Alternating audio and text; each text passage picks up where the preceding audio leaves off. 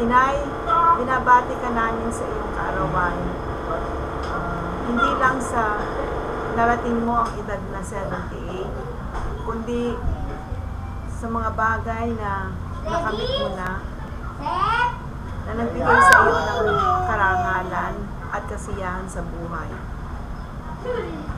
You are a good mother and a loving mother as well. Nagpapasalamat kami ni Billy at mga anak namin na si Dennis, si Richie at si Glenn at mga apo at walong apo namin na sa walang sawa ninyong pagtulong sa amin.